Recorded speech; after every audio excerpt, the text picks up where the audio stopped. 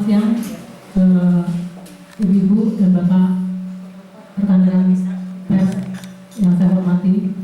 Selamat datang ke acara konferensi pers yang diselenggarakan oleh Gerakan Perempuan Peduli Indonesia bekerjasama dengan jaringan masyarakat sipil dan tentunya dengan Komnas Perempuan. Terima kasih buat Komnas Perempuan yang telah menyediakan tempat untuk kita bisa berdialog pada siang hari ini.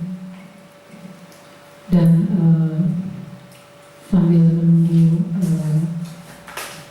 satu atau dua orang lagi narasumber yang hadir di sini, biasanya Ibu Ratu Hemas dan juga siapa itu belum hadir. Saya mengundang Komnas Perempuan yang hadir di sini. Terima kasih Mbak Masruha. Pertama-tama saya perkenalkan diri dulu. Saya Rika Serena Koliborso dari Gerakan Perempuan Peduli Indonesia, yang sebenarnya Gerakan Perempuan Peduli Indonesia adalah sebuah jaringan kerjasama advokasi bersama antara masyarakat sipil dan juga dengan Komnas Perempuan dan KPAI, ya, dalam upaya mengadvokasikan dan memastikan terjaminnya dan terlindunginya hak asasi manusia dari hak asasi manusia dan hak asasi hak perempuan dan anak di Indonesia. Saya kira itu satu hal yang kita advokasikan selama beberapa tahun ini, dan tentunya di momen peringatan Hari Kartini tahun 2017 ini sangat relevan bagi kita semua untuk melakukan refleksi bersama terkait dengan kepemimpinan perempuan dan kekerasan politik yang saya kira sampai dengan saat ini marak terjadi, ya. Dan saya kira ini sebuah tantangan tersendiri dan pengalaman yang berharga buat teman-teman yang menjadi pelaku aktif atau aktivis dan juga pengamat dari gerakan perempuan di bidang politik. Dan ini menjadi salah satu bidang kritis kehidupan perempuan, yaitu perempuan di dalam bidang politik dan tentunya di dalam posisi-posisi strategis pengambil keputusan dan keterwakilannya. Saya kira itu satu tema yang kita mau angkat. Sudah hadir di sini beberapa teman yang sangat saya hargai kehadirannya untuk bersama-sama mengadakan refleksi. Yang pertama dari Komnas Perempuan, Ibu Masruha, saya kira hadir di sini, dan nanti akan juga berbicara mengenai pandangannya. Kemudian di sebelah kiri sekali Ibu Sri Budi Eko Wardani, biasa kita sebut Mbak Dani, dari Departemen Ilmu Politik FISIP UI, dan di sebelah kiri saya langsung adalah Ibu Yuda Irlam, koordinator dari ANSIPOL, yang saya kira juga nanti akan berbicara khusus mengenai pengawalannya. Dan di sebelah kanan saya, yang saya kira juga kita sudah lekat sekali mendengar dengan pengalamannya yang sangat vokal di bidang kepemilikan umum. Ya. Jadi Ibu Ida Budiati, mantan komisioner KPU, yang nanti juga kita berharap bisa memberikan refleksinya berbasis pengalamannya. Dan juga satu lagi di sebelah kanan dari Ida adalah Ibu Lena Marlena, koordinator dari MPI, Maju Perempuan Indonesia. Ya, kita harap maju, gitu ya. Oke, jadi kita tepuk tangan untuk kehadiran mereka. Ya. Oke, sementara Ibu Gusti Kanjeng Ratu Hemas, Wakil Ketua DPD RI, periode 2014 ya, 2014 sampai 2019 ini akan hadir ya sebentar lagi, karena ada satu acara datang kembali, dan juga tentunya Lucius Carus, peneliti senior format P, ya, yang juga kita nantikan. Jadi saya harap kita harap ini menjadi satu refleksi yang komplit, ya, lengkap, ya, mungkin bahkan bisa dinilai plus, karena saya kira saat ini kan memang kita melihat ada banyak sekali persoalan-persoalan yang terkait dengan kekerasan di dalam politik. Ya. Jadi yang pertama saya akan mengundang Ibu Masruha dari Komnas Perempuan untuk juga untuk berbicara mungkin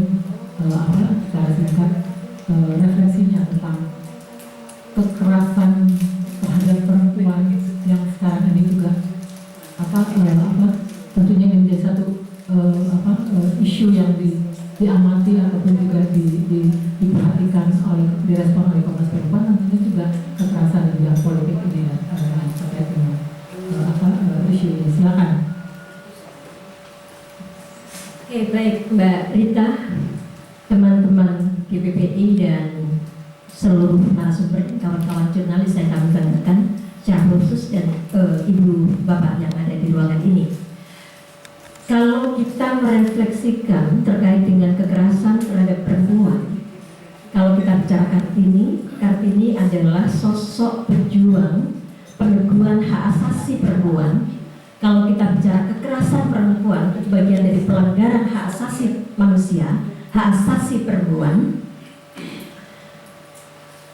Meski pintunya yang dilakukan Kartini adalah melalui pendidikan, tapi ini deretan panjang yang sesungguhnya dilakukan oleh Kartini. Ketika perempuan tidak memiliki akses di ruang pendidikan, maka dia otomatis akan tidak memiliki hak-hak asasi lainnya, termasuk bagaimana kondisi dia dalam konteks hak politik, konteks hak ekonomi, sosial, budaya, dan seterusnya. Nah, karena posisi Komisi Nasional Anti Kekerasan Terhadap Perempuan sebagai salah satu mekanisme HAM di Indonesia, dan dengan mandat kami adalah penghapusan kekerasan terhadap perempuan dalam tanda petik. Kalau kita bicara kekerasan terhadap perempuan tidak hanya dalam konteks ruang domestik, tapi publik dan negara. Nah, kalau kita mengacu misalnya dari data catatan tahunan kami, Komnas Perempuan sejak tahun 2001 sampai saat ini terus-menerus melakukan pendokumentasian atas kasus-kasus kekerasan terhadap perempuan, baik dalam ruang domestik, publik maupun negara, yang kami kategorikan dalam dua ranah personal dan ranah komunitas.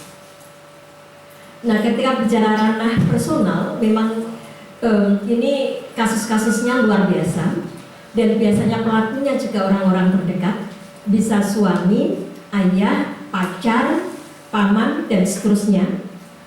Dan ini menempati ranking tertinggi sejak tahun 2001. Meskipun kalau kita lihat lagi di ranah personal, kira-kira bentuk kekerasan apa yang paling tinggi? Rupanya kekerasan seksual itu juga rankingnya teratas di ranah personal. Sehingga misalnya di tahun 2004 lalu ada undang-undang penghapusan kekerasan dalam rumah tangga, salah satunya adalah bicara soal marital rape, kekerasan seksual. Ini juga karena fakta-fakta di lapangan sangat tinggi. Yang kedua adalah di ranah komunitas, dan di ranah komunitas kalau bicara kekerasan seksual memang ini data teratas, dan pelakunya biasanya bisa atasan dengan bawahan atau kemudian guru dengan murid dan seterusnya. Dan ini dari waktu ke waktu angka kekerasan di ranah komunitas, kekerasan seksual di ranking 1. Dan yang ketiga adalah kalau kita bicara bagaimana negara juga melakukan kekerasan, jumlah kebijakan diskriminatif atas nama agama dan moralitas ini terus-menerus itu juga angkanya tinggi. Artinya negara meskipun memiliki sejumlah kebijakan dan yang semestinya tidak boleh mengabaikan terhadap aturan-aturan yang ada termasuk substansinya, rupanya para pengambil kebijakan ini masih juga abai, karena di data di tahun 2016 per Agustus data Komnas Perempuan terkait dengan kebijakan diskriminatif ada 421, yang mayoritas juga itu mengontrol kehidupan perempuan baik dalam konteks politik misalnya, publik, atau bagaimana terlibat di ruang-ruang negara. Nah, saya kira kalau kita bicara bagaimana perjuangan Kartini masa lalu agar perempuan ini punya hak pendidikan baik, hak politik baik, hak reproduksi baik rupanya sampai saat ini belum mimpi Kartini, saya kira ini masih menjadi mimpi kita semua, karena memang masih belum tercapai dengan baik wujud atau mimpi yang pernah diciptakan Kartini dalam sejumlah tulisannya yang kita baca dalam berbagai ragamnya, apakah itu Habis Gelap Terbitlah Terang atau apapun dokumen-dokumen itu kegelisahan masa lalu yang saya kira sejumlah teman yang ada di depan ini juga memiliki kegelisahan yang sama dalam konteks yang ragam-ragam, tapi sejatinya apakah di ruang politik, apakah di ruang pendidikan, misalnya dalam ruang budaya, ekonomi dan seterusnya, ini adalah semuanya baik apa yang kita namai kekerasan terhadap perempuan atau kekerasan berbasis gender, dan ini bagian yang namanya pelanggaran hak konstitusi, pelanggaran hak asasi manusia. Maka kita semua, saya kira teman-teman jurnalis juga penting terus-menerus turut menyuarakan dan bagaimana juga turut mengkampanyekan, karena media juga salah satu cara saya kira untuk melakukan pendidikan masyarakat dengan baik ketika misalnya negara masih melupakan baik dalam ungkapan, dalam sikap atau dalam tindakan. Saya pikir itu sebagai pengantar. Terima kasih. Oke, terima kasih Mbak Mas Rusa. Saya kira saya nggak perlu berpanjang lagi karena kita masih ada beberapa yang saya kira bersambung. Saya akan undang Ibu Sri Budi Eko Wardani, Mbak Dani, untuk juga menyampaikan pandangannya berdasarkan pengamatannya juga terkait dengan perempuan politik dan gender mainstreaming sejauh mana sebenarnya tren dan juga perkembangan kita. Silakan Mbak Dani. Terima kasih Mbak Rita, Ibu-ibu dan Bapak-Bapak sekalian yang saya hormati. Terima kasih atas kesempatannya bisa menyampaikan sesuatu dalam peringatan Hari Kartini tahun 2017 ini. Dan memang salah satu tema yang penting untuk diangkat di peringatan Hari Kartini tahun 2017 ini adalah bagaimana fenomena kepemimpinan politik perempuan, atau lebih jauh lagi adalah sebenarnya bagaimana partisipasi politik perempuan yang sudah dibuka ruangnya di awal reformasi dan perjalanan sekitar kurang lebih 16 tahun belakangan ini mengalami dinamika yang makin hari makin harus dicermati secara baik.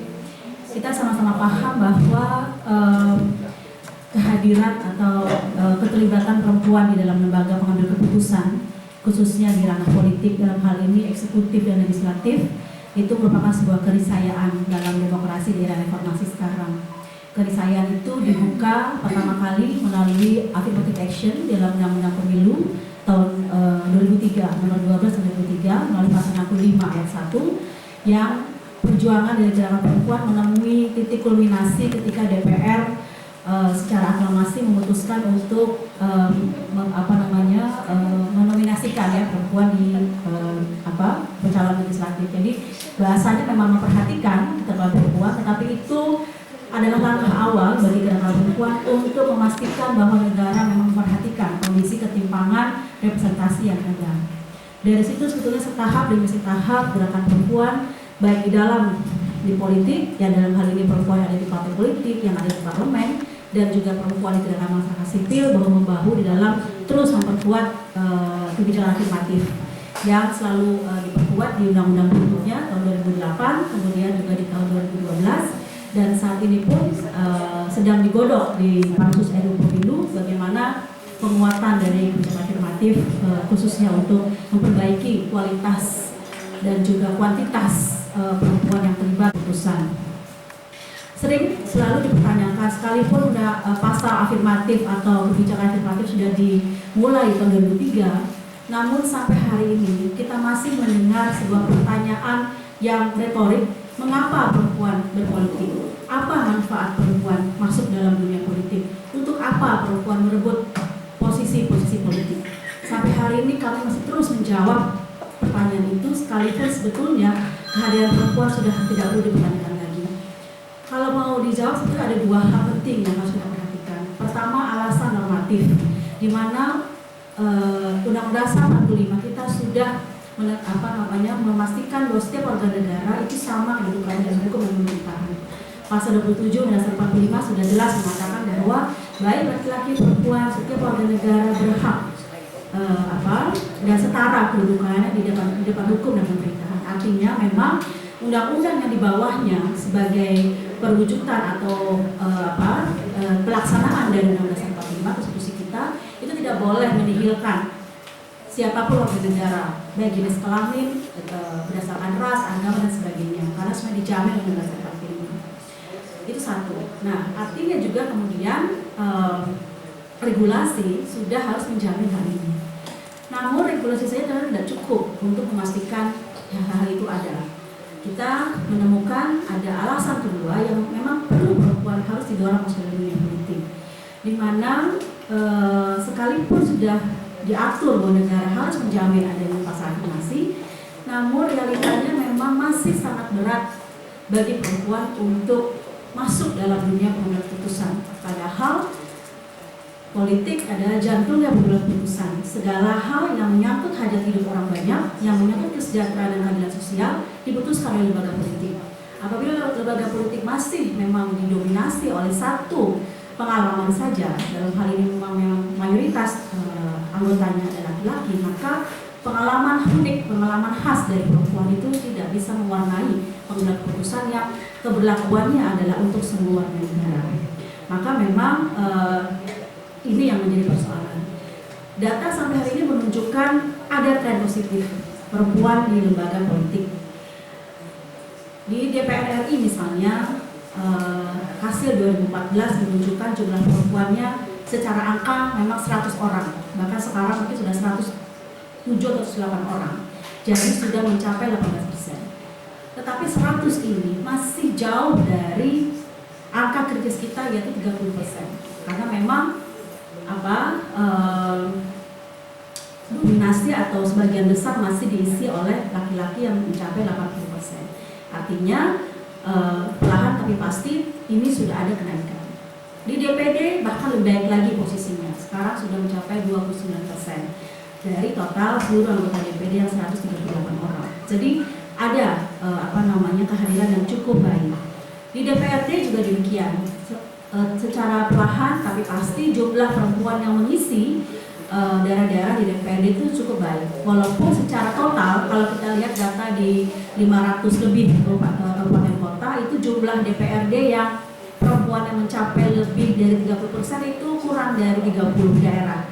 Saya ingat datanya hanya sekitar 20 DPRD saja dari 500 lebih anggota DPRD kabupaten kota. Artinya sebagian besar DPRD kabupaten kota jumlahnya perempuannya antara 0 sampai 1 orang. Jadi rata-rata sangat sedikit sehingga tidak bisa mempengaruhi pengambilan keputusan di dalam.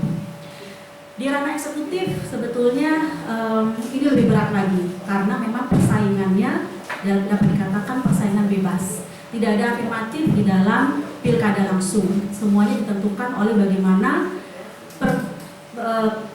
kompromi, negosiasi, lobby, proses-proses politik yang terjadi di dalam partai politik untuk mengusung pasangan calon. Kalaupun melalui jalur independen itu perjalanannya tidak juga mudah karena harus ada syarat jumlah pemilih yang memang dalam mengumpulkannya itu juga tidak sederhana.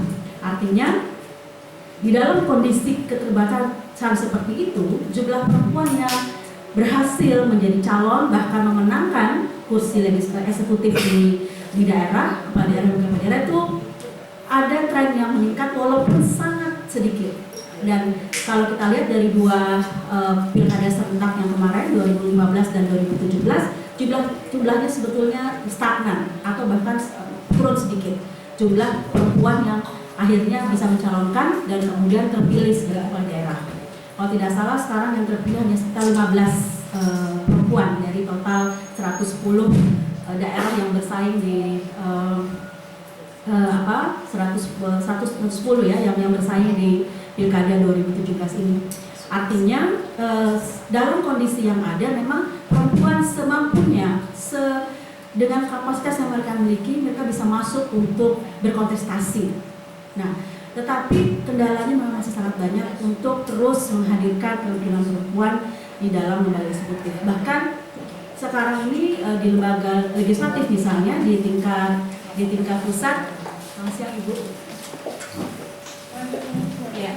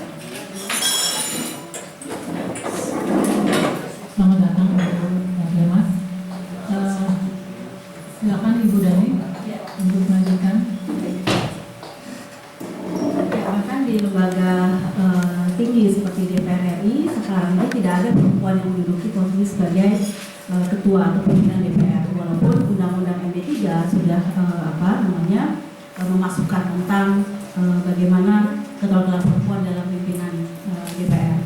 Itu yang catatan yang penting untuk kita lihat dalam tren akhir ini. Dan sekarang posisinya adalah sebetulnya kehadiran perempuan itu makin berat di dalam kontestasi politik untuk ke depan. Banyak hal yang harus kita pertimbangkan. Pertama adalah tentu saja kepemimpinan politik perempuan itu memang dulunya di partai politik.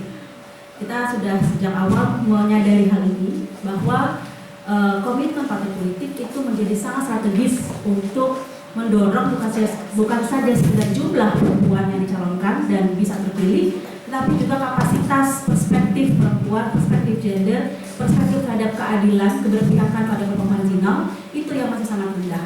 Sekalipun kita punya banyak perempuan di lembaga-lembaga politik, tetapi keberpihakan mereka pada isu-isu keadilan, kesejahteraan, keberpihakan mereka pada penindasan kelompok-kelompok marginal itu tidak akan ada bermakna kehadiran mereka di lembaga-lembaga politik. Karena justru perempuan masuk dalam lembaga politik bukan hanya sekedar mewakili jenis kelaminnya, tapi mewakili bagaimana relasi-relasi kuasa yang timpang di masyarakat itu bisa masuk dalam kebijakan.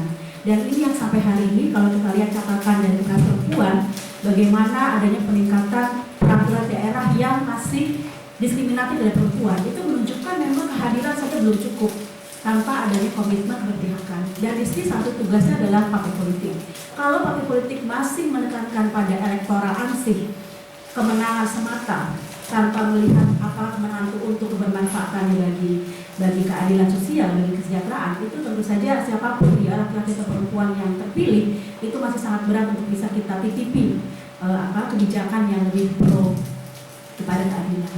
Nah, jadi tantangannya buat perempuan di dalam dunia politik ke depan adalah bagaimana dia bisa bermain di dua posisi, satu posisi sebagai politisi yang memang secara alami memang dia punya kepentingan terhadap jabatannya untuk digunakan sebagai cara untuk dia mengambil kebijakan, tapi juga perempuan dalam politik dia mewakili arus untuk bisa sebuah posisi ideologis yang penting di sini. Ini yang masih menjadi tantangan kita ke depan, melihat kepemimpinan politik perempuan bukan hanya di lembaga politik seperti DPR, DPRD, dan juga eksekutif, tapi juga di lembaga negara yang lain seperti penyelenggara pemilu, lembaga anti korupsi, lembaga pengawasan publik, lembaga perlindungan anak, dan sebagainya. Saya pikir itu yang bisa saya sampaikan dalam refleksi kali ini, dan memang harus lebih banyak bersinergi lagi untuk mendorong kepemimpinan politik perempuan yang lebih strategis ke depan. Terima kasih. Wassalamualaikum warahmatullahi wabarakatuh. Terima kasih Ibu Dani, yang saya kira jelas sekali perkembangan dan tantangan dari perempuan dalam kehidupan politik ini yang tadi disampaikan. Selanjutnya saya mau mengundang Ibu Elena Mariana yang dari MPI Maju Perempuan Indonesia, koordinatornya, dan juga kita harapkan juga bisa berbagi atau merefleksikan tentang bagaimana perempuan dalam partai politik ini kiprahnya. Silakan Ibu Elena. Terima kasih. Bismillahirrahmanirrahim. Assalamualaikum warahmatullahi wabarakatuh. Kita Bonso yang saya hormati, Ibu Ratu, Mbak Ida, Mbak Ruha, Mbak Dani, dan Mbak Ida, serta Ibu Sam, Mbak Budi, dan yang lain-lain yang tidak bisa saya sebutkan satu persatu. Apa yang disampaikan oleh Mbak Dani itu akan lebih bermakna kalau diikuti dengan kebijakan afirmasi di internal partai politik. Karena meskipun kita berjuang di undang-undang sejak tahun 99 agar masuk ke dalam peraturan perundang-undangan, tetapi kalau partai politik enggan melakukan atau mengadopsi kebijakan afirmasi, jalan panjang untuk meningkatkan partisipasi perempuan di politik menurut saya masih cukup terjal. Saya sendiri sebagai koordinator Maju Perempuan Indonesia yang anggotanya 216 perempuan lintas partai politik, ada yang di DPR, DPD, kemudian DPRD, kemudian juga profesional, akademisi, jurnalis, aktivis CSO, 216 perempuan bergabung di situ. Di samping mengkoordinatori MPI, saya juga adalah wakil ketua di DPP Partai Persatuan Pembangunan. Masih ada yang nanya nggak P3 yang mana?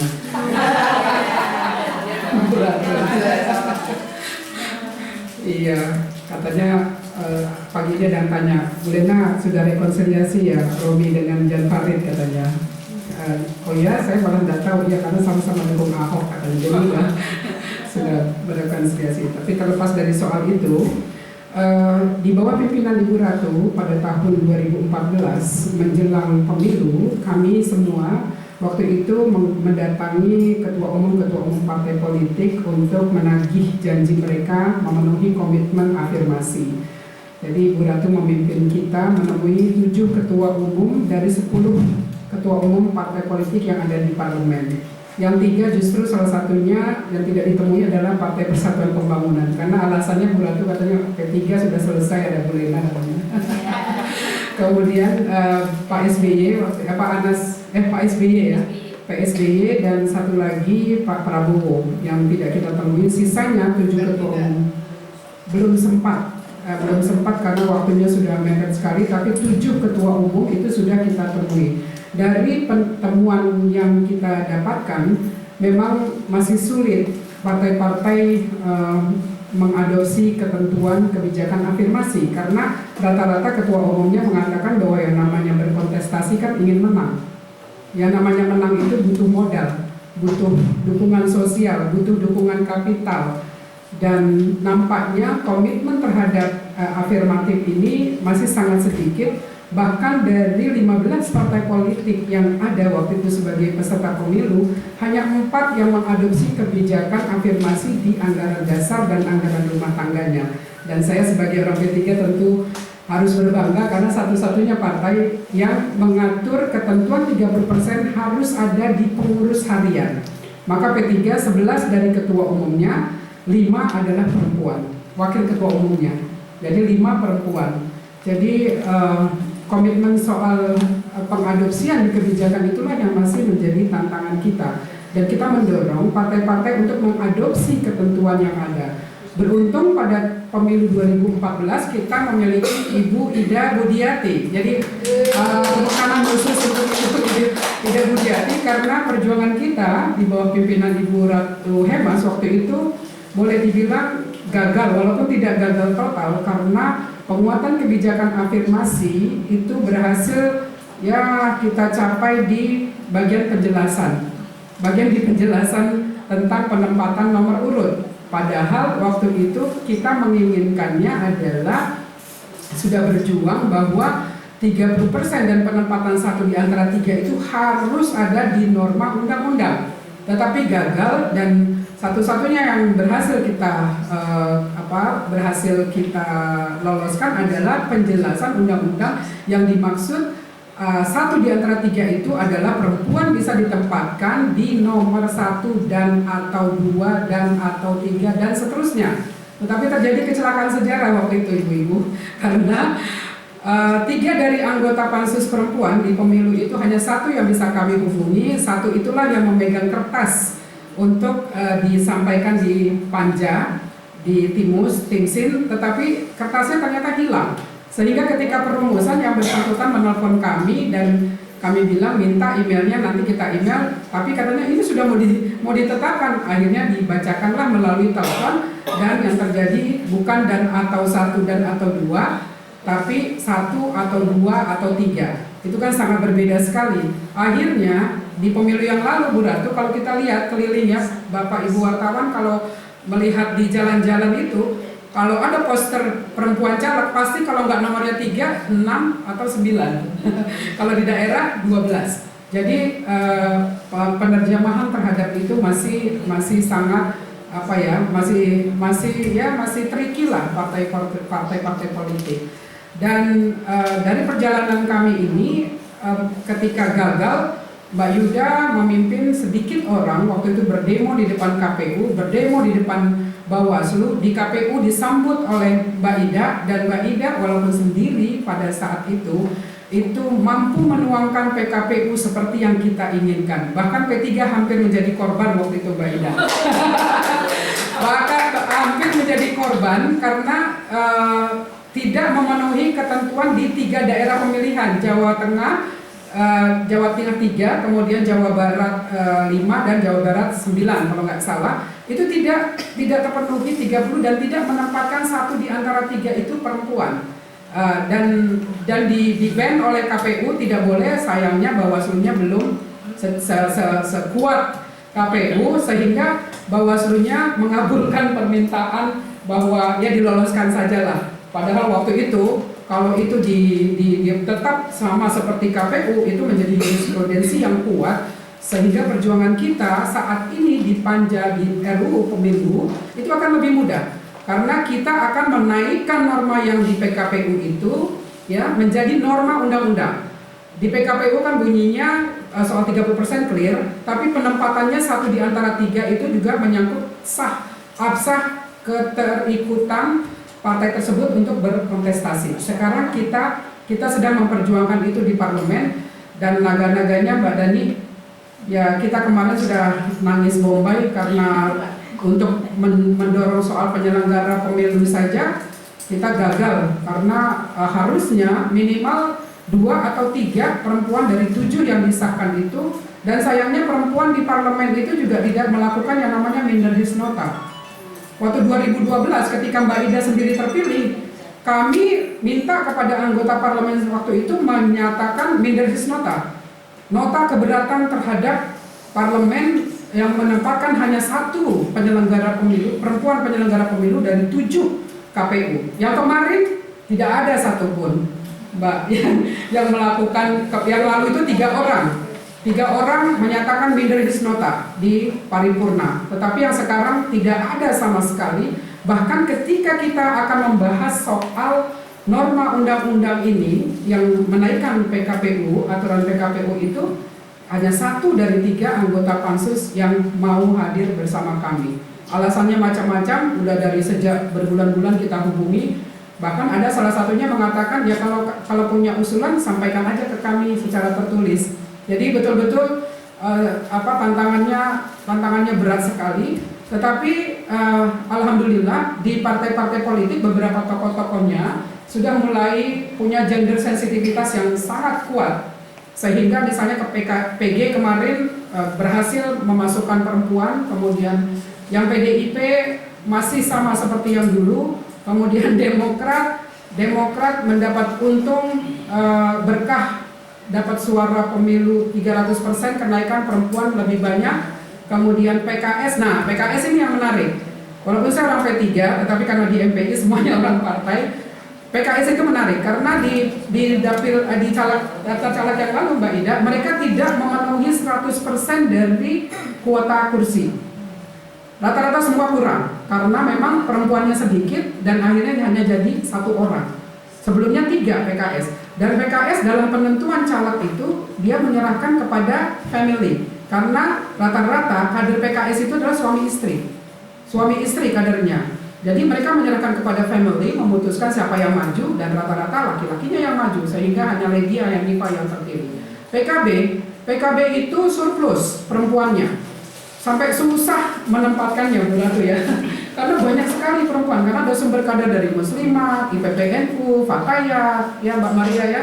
Jadi perempuannya hebat-hebat di PKB, tapi alokasinya sangat sedikit, terbatas, dan sehingga mendapat kesulitan, tantangan tersendiri. Nah P3 di 2014 berhasil menempatkan 22 perempuan di nomor urut 1. Jadi kita punya jurisprudensi ibu-ibu. Jadi 22 perempuan di nomor urut 1, dari 22 bahasa kerennya itu nyangkut 10, terpilih 10. Walaupun 10 itu siapa orangnya, ya let's see. Kita kupas satu-satu pada kesempatan yang lain. Tapi yang jelas adalah politik dinasti itu membonceng kepada politik atau kebijakan afirmasi yang kita dorong. PAN termasuk oke, untuk perempuannya juga banyak, cukup. Kemudian PKB, PAN, PKS sudah ya, Demokrat seluruhnya sudah. Nasdem dengan Hanura, Nasdem waktu itu Pak Buratu masih ingat mungkin Pak Surya Paloh menyatakan nggak perlu lagi kebijakan afirmasi, kami sudah menempatkan kok perempuan banyak di susunan elit. Hanura juga demikian ya, Buratu waktu itu. Nggak tahu kalau Hanura yang sekarang di bawah Oso. Dan di bawah kepemimpinan Oso. Dan mengenai DPD ini juga kami protes keras terhadap terjadinya kejahatan atau kekerasan politik terhadap lembaga DPD yang seharusnya memang kalau kita mengikuti aturan undang-undang disebutkan Mbak Ida bahwa pemilu itu dilaksanakan setiap 5 tahun. Sekali dalam setiap 5 tahun, bukan 2,5, Bu Ratu. Jadi sekali dalam 5 tahun, artinya periodisasi itu mengikut, kepemimpinan itu mengikut terhadap aturan undang-undang yang 5 tahun. Bukan setiap tahun atau 2 tahun ada pemilu selah.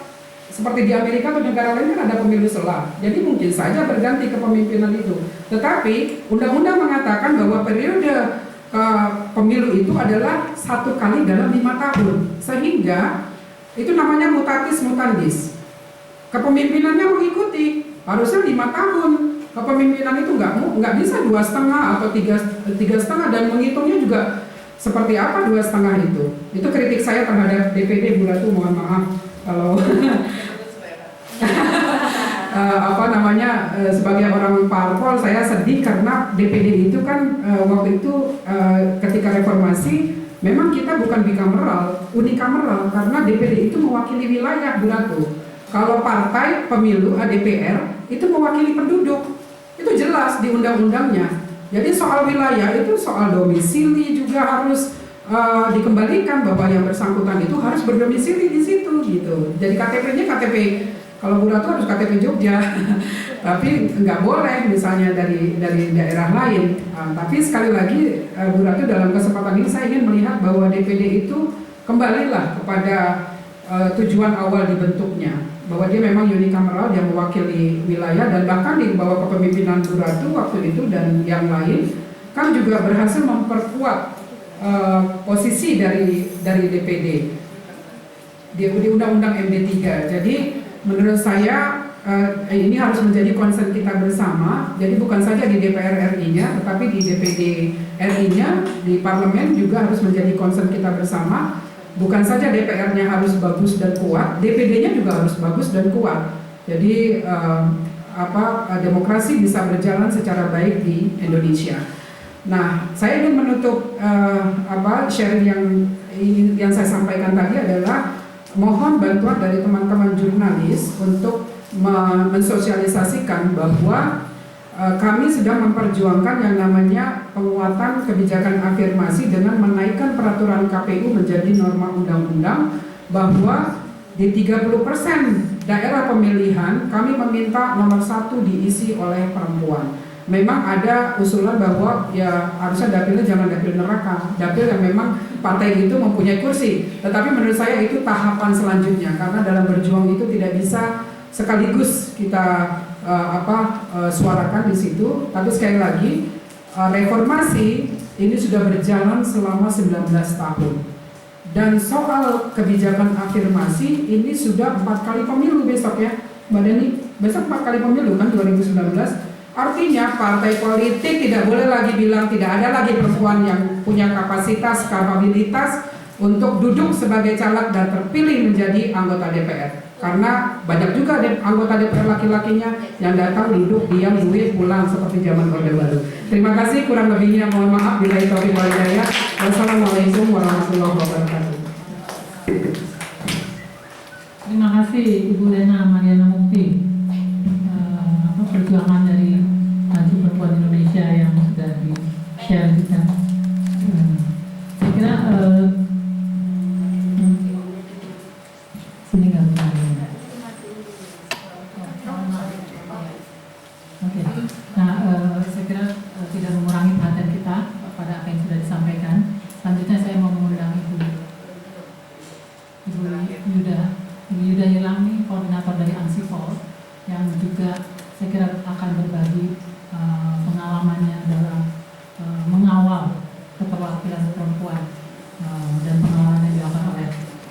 masyarakat sipil ya, sebenarnya. Silakan. Terima kasih Mbak Rita. Assalamualaikum warahmatullahi wabarakatuh. Alhamdulillah. Selamat siang Bu Ratu, teman-teman narasumber dan Mbak Rita selaku moderator, Bu Syamsiah Ahmad dan semua komisioner Komnas Perempuan, KPAI dan rekan-rekan wartawan. Saya dari Aliansi untuk Perempuan dan Politik. Teman-teman yang sudah diceritakan Mbak Lena di internal partai politik, mereka itu harus tunduk kepada policy partainya. Yang sudah sampai di DPR atau DPRD harus tunduk kepada policy fraksinya. Sesudah sampai di Dewan, di pusat maupun daerah, mereka ternyata tidak mandiri, padahal namanya wakil rakyat. Nah, sedangkan mereka itu sebenarnya adalah kepanjangan tangan dari partai politik, tergantung dari kepentingan partai politik dan cara pandang terhadap satu isu. Nah, keberpihakan kepada masyarakat khususnya perempuan ternyata sampai sekarang tadi dilihat dari catatan Komnas Perempuan, perda-perda yang dihasilkan itu banyak sekali yang bias gender. Nah, teman-temannya di partai politik tidak bebas menyuarakan aspirasinya. Oleh sebab itu memerlukan kelompok yang menjembatani, begitu. Kalau seseorang yang memang dia potensial di satu partai politik tertentu, dia terlalu keras menyuarakan aspirasinya, maka sangat mungkin namanya akan dicoret dari daftar calon. Atau ada perempuan pengalaman dari satu partai, nah waktu itu partainya Hanura, dia ditempatkan di satu dapil yang partai baru belum dikenal sama sekali, dia harus buka hutang, buka alas, babat alas, sudah menang. Pada pemilu berikutnya dia dipindah tempat lain, suruh buka hutang lagi. Nah, yang di situ diisi oleh laki-laki. Laki-laki itu masuk, si teman kita yang perempuan Hanura ini tidak bisa masuk. Nah, akhirnya apa? Dia keluar dari Hanura. Banyak kisah patah hati perempuan di dalam partai politik. Oleh sebab itu, maka waktu itu kami roadshow ke partai-partai politik yang lead untuk audiensi itu Bu Ratu. Karena almost impossible kita bisa ketemu sama ketumnya partai untuk membahas isu keterwakilan perempuan. Nah, waktu itu yang fenomenal, kita sampai ke PKS, ketum PKS waktu itu mengatakan, ya nanti dipasang itu perempuan di nomor 1. Pak, yang dulu hanya, ya sekarang sama. Aku pikir 2, ternyata cuma 1. Dan itu Mbak Lydia. Kita lihat sekarang bagaimana Mbak Lydia diangkat sebagai wakil ketua DPR. Wah, kita udah boleh. Akhirnya ya nggak pernah dilantik.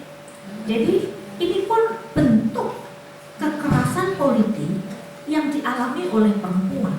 Jadi hanya untuk abang-abang lambe itu apa itu? Lip service gitu loh. Lip service abang-abang lambe aja perempuan ditaruh jadi wakil ketua DPR gitu loh. Ya, tapi seperti itu nasibnya. Bukan pokok banget Mbak, enggak, memang enggak. Jadi hanya ya gitulah. Lalu kita lihat sekarang di DPD, Dewan Perwakilan Daerah, yang masing-masing provinsi diwakili oleh 4 orang, masing-masing orang ini dipilih dalam pemilu. Kalau dulu zaman Orde Lama baru itu ada utusan daerah, utusan golongan, itu diangkat, maka dalam amandemen kedua Undang-Undang Dasar 45 tahun 2008 itu dirubah, dibentuk satu lembaga yang mewakili daerah dengan 4 orang setiap daerah. Orang yang duduk di sana dipilih dalam pemilu sebagai calon pemilu perseorangan. Syaratnya pun juga amat sangat berat karena harus mengumpulkan KPP yang jumlahnya tidak sedikit gitu. Jadi kalau legitimasi anggota DPD itu legitimasinya itu jauh lebih tinggi daripada anggota DPR.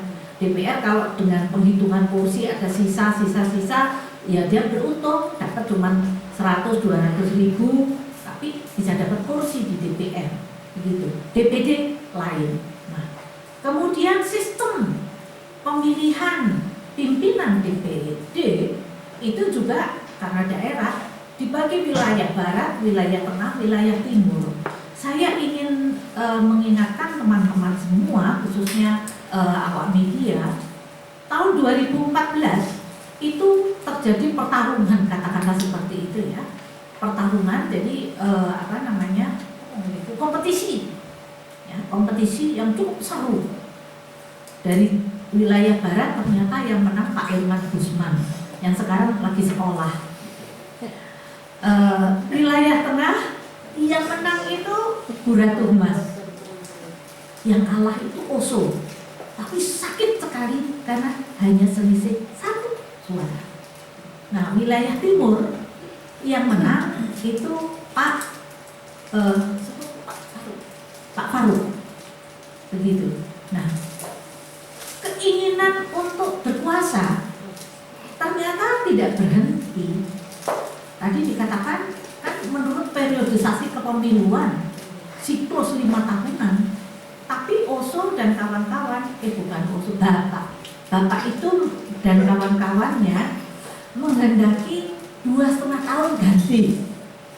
Loh, emang sepatu bisa ganti-ganti? Ini kan lembaga tinggi negara, tidak bisa main-main. Diaturlah sedemikian rupa, nanti Bu Ratu yang lebih paham itu, begitu. Dan ternyata dengan segala permainan yang ada, sekarang ada dualisme kepemimpinan di DPD. Celakanya, pemerintah itu loh kok diem aja jogidek, ngerti ya, jogidek itu menang kayak gitu loh, jogidek gitu.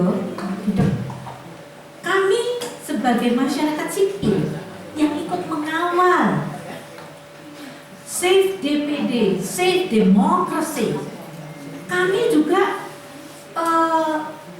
keberatan dengan pemerintah karena kemarin Oso CS ini, kelompok yang dualisme ini, waktu ada pelantikan anggota komisioner KPU Bawaslu itu, yang diundang adalah Oso, padahal ini masih status quo, masih nanti Ibu Ratu.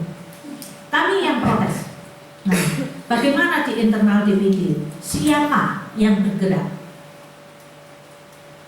Mbak Feni bisa dipasang foto yang tadi pakai kaos hitam? Oke. Nanti kita akan tunjukkan teman-teman masyarakat sipil Save DPD, Save Democracy. Kami juga melakukan berbagai kegiatan, melakukan pengawalan, dan sampai kami menyampaikan surat pernyataan sikap masyarakat sipil kepada anggota DPD, diterima rame-rame oleh kubu yang menerima keputusan MA. Apa yang terjadi? Setelah di dalam ada sidang paripurna segala macam itu, yang melawan, yang berani, yang bangkit, yang termotivasi betul membela haknya dan menegakkan hukum, ternyata adalah anggota DPD perempuan.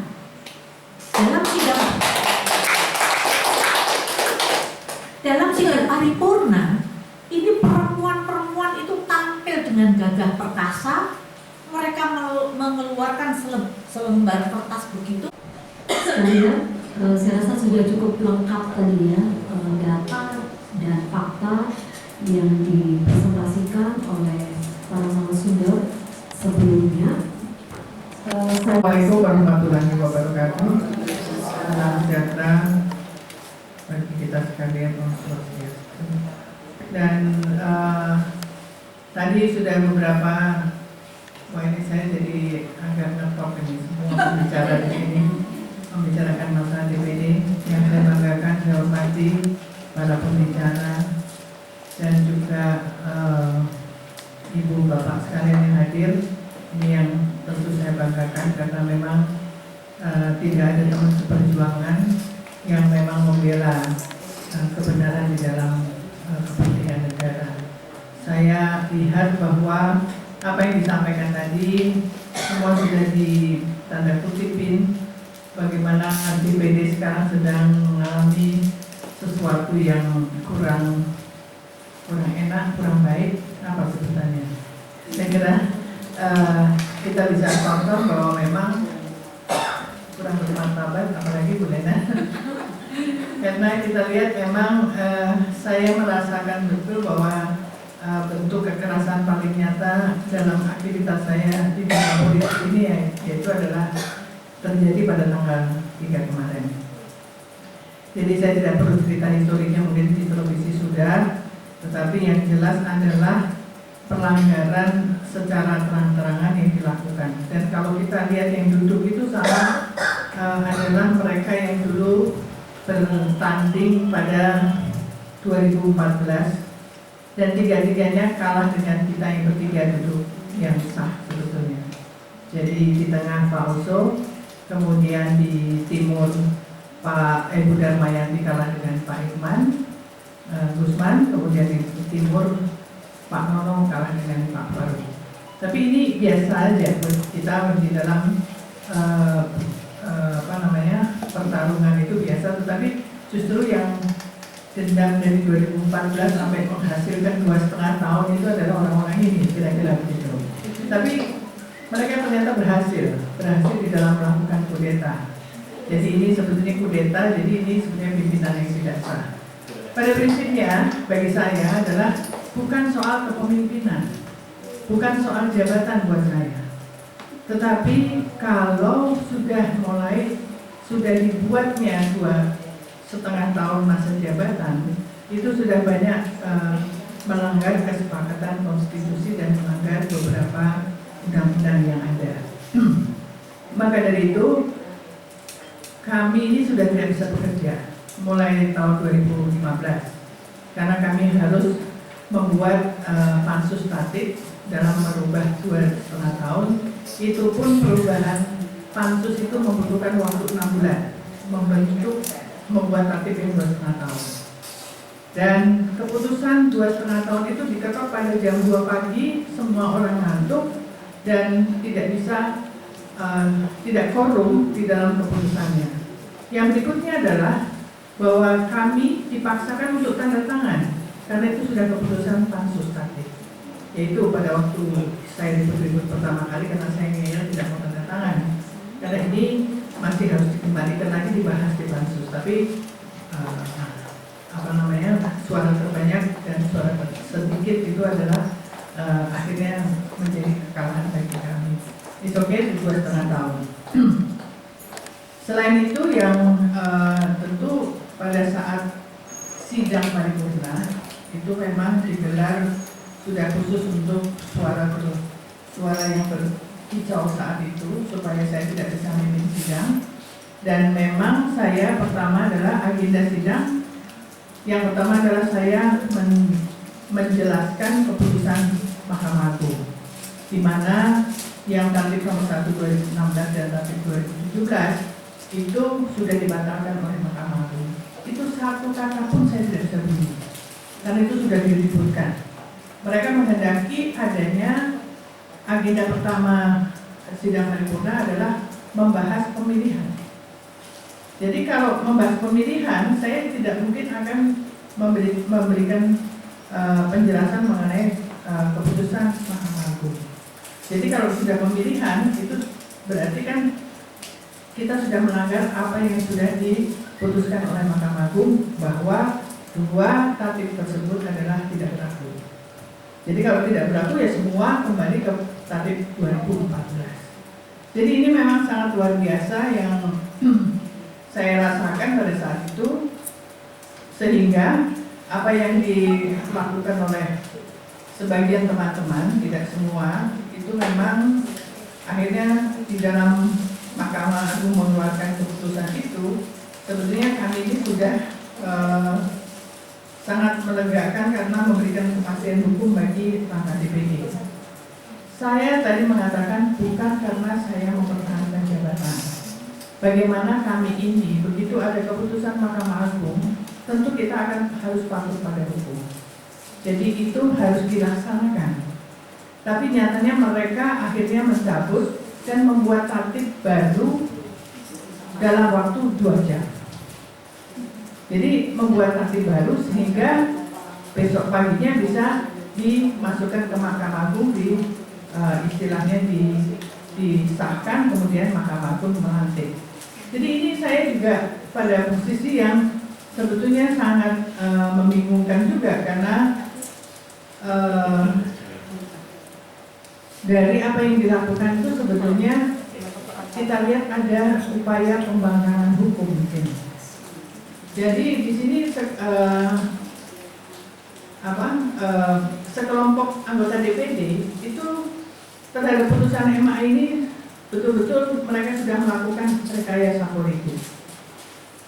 Lagi-lagi yang saya hadapi pada saat ini adalah bagaimana keputusan Mahkamah Agung sudah dilakukan dan ternyata tetap dilakukan rekayasa politik dan akhirnya entah mengakui atau tidak, ternyata kalau hanya simbol-simbol kami seperti mobil, rumah, bagi saya diambil nggak masalah. Tetapi secara administrasi, karena kami masih jadi pimpinan yang sah sampai 2019, tentunya secara administrasi kami harus tetap dilayani. Ini betul-betul kami sudah disurati sekjen dan sudah diputus. Dan ini juga sudah sampai pada pelantikan ketua MK, salah satu hakim MK, karena kebetulan pimpinan yang ilegal ini membutuhkan mobil, pagi-pagi mobilnya diambil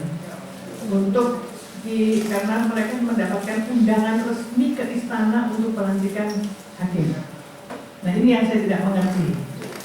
Apa yang saya bilang kalau cuma mobil ambil aja, selama ini saya juga makanya dari rumah ke istana, pulang pergi ke kantor pun juga tidak. Saya kan datang di bawah rumah dinas. Jadi bagi saya ini sudah pernyataan pemerintah bahwa ini sah.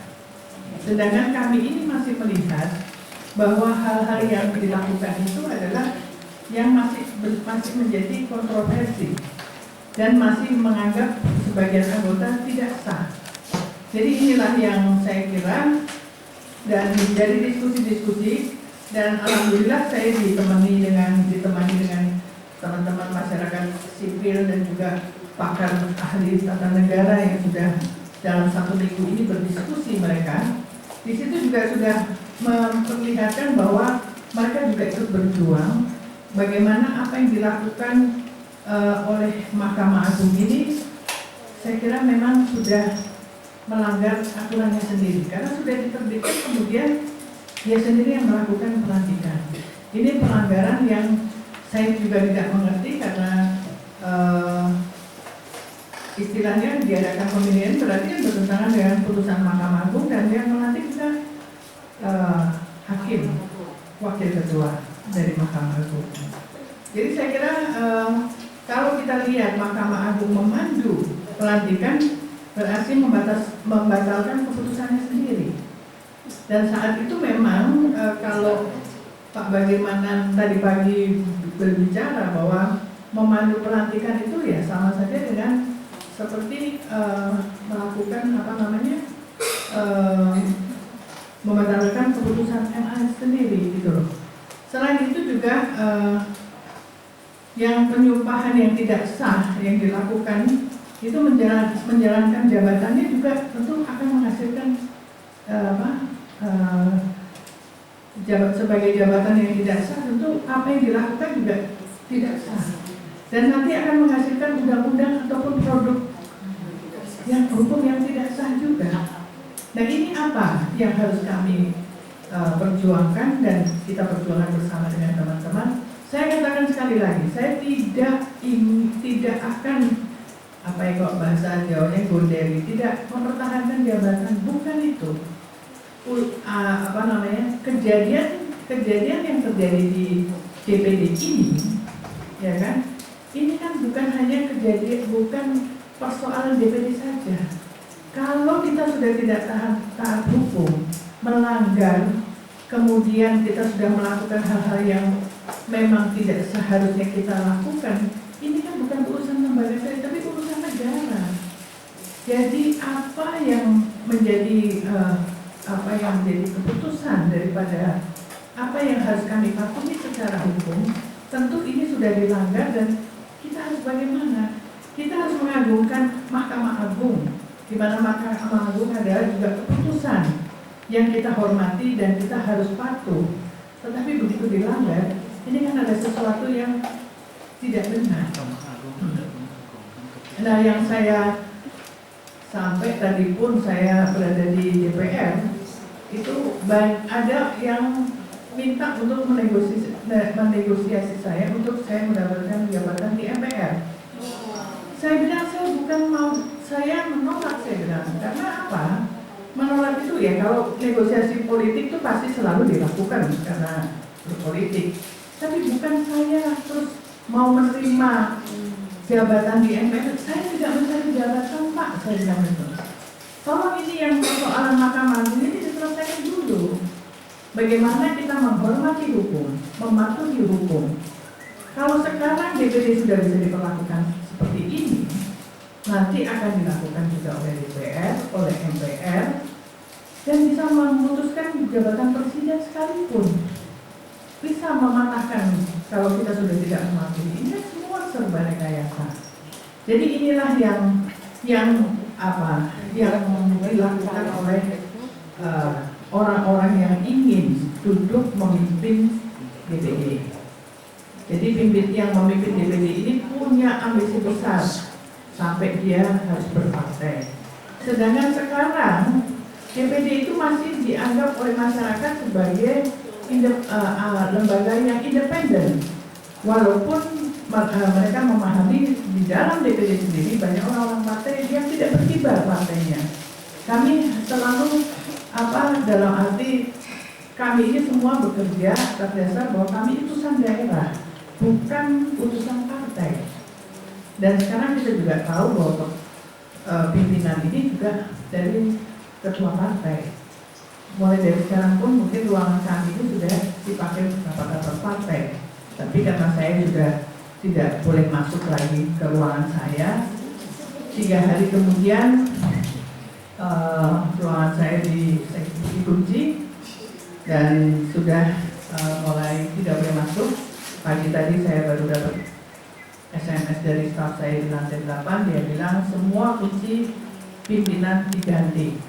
Ya Allah, saya bilang, selama ini saya juga nggak akan kembali kalau belum ada keputusan Mahkamah Agung secara resmi untuk mencabut kembali apa yang sudah dilakukan. Jadi hal-hal seperti ini bagi saya, karena toh sampai hari ini apa yang kita dapatkan di kenyataan seperti ini, sebetulnya tadi pagi pun ada sidang-sidang yang tetap dilakukan sidang. Sampai ada sidang panmus, sidang paripurna, tetap dilakukan walaupun tidak sah. Tadi pagi sidang panmus yang harusnya dihadiri 33 orang, itu tadi yang datang hanya 4 orang. Jadi saya nggak mengerti apa yang dilakukan dengan pimpinan sekarang yang ilegal ini. Berarti kadang-kadang juga kemarin harusnya rapat paripurna, harusnya pada jam 10, bisa diundur juga karena kepentingan yang Pak Ketua menghadiri pelantikan presiden maka diundur jam 2.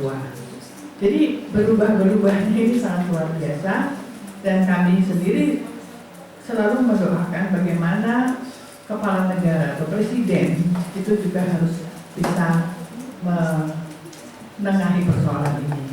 Hanya tinggal satu saja, tetapi saya berharap memang Mahkamah Agung sendiri sebetulnya yang bertanggung jawab dengan pelantikan pimpinan yang ilegal itu. Saya kira itu yang bisa saya sampaikan, karena ceritanya di mana-mana sama saja buat saya. Yang penting bahwa sekali lagi terima kasih dukungan yang luar biasa dari masyarakat sipil dan juga ibu-ibu yang sangat luar biasa di sini. karena kami pertama kami membuat rapat, wah langsung teman-teman gerakan ini luar biasa, termasuk Pusam juga hadir pada saat itu. Kami memang hanya ingin menyatakan bahwa kami ini diperlakukan seperti ini, sehingga saya kira Mbak Ida ini juga merasakan saya itu sudah dukung habis-habisan, ternyata juga diperlakukan tidak hadir waktu mau mencalonkan kembali di KPU. Mbak Dani juga, Mbak Dani ya, aduh saya udah mendoakan sampai sampai terbimbing gitu. Dari dulu itu sampai saya bilang ini teman-teman ini harus masuk.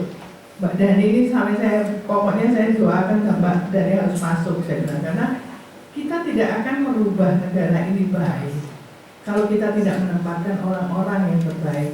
Oke, kalau saya mau diganti pun tolong berlakukan dengan cara yang baik. Jadi pada saat 2,5 tahun pun itu sebetulnya juga sudah Mahkamah Agung sudah memberitahukan tidak retroaktif, tidak diberlakukan mulai 2014 sampai bulan Maret kemarin. Kalau akan diberlakukan ya sudah silakan, tapi di 2019 sehingga per 5 tahun. Jadi bagi saya hal seperti inilah yang ketidakadilan sekarang dirasakan oleh 3 orang perempuan di depan ibu-ibu dan bapak sekalian.